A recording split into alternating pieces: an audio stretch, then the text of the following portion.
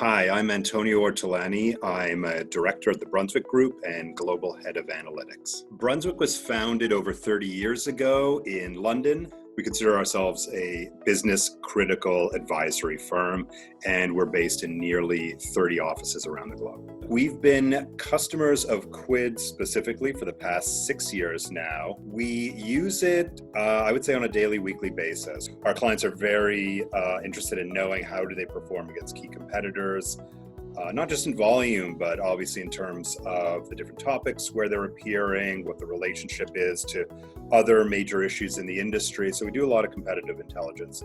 We also do a lot of whitespace analysis. So companies will come to us looking for an area that they can sort of pave a road in terms of thought leadership and so forth. So naturally they want to know, well, who's doing what? Tell us, like, through the lens of the media, is this a crowded space? Is there a white space? What's the opportunity? So we do a lot of this for banking clients, for big four accounting firms, for consulting firms, and so forth. In terms of data sources that we heavily use the news and blogs database. We also upload our own Twitter content. One of the interesting features with Quid that we use from time to time is uploading review site content, and specifically Glassdoor analysis.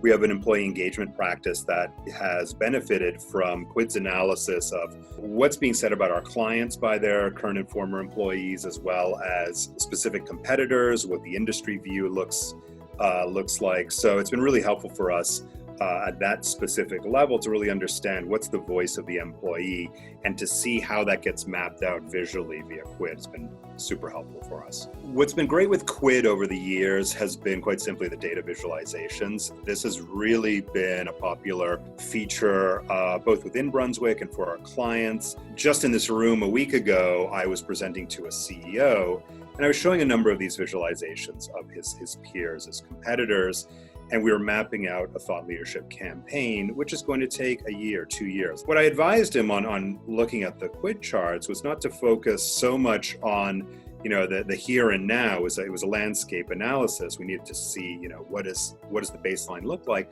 but sort of challenged him to start thinking about, well, what would you want your map to look like a year from now as we're embarking on this journey with you and the various touch points of a campaign. Ideally, what could this look like a year from now? So visually, he got that idea and it really helped frame our conversation for that presentation.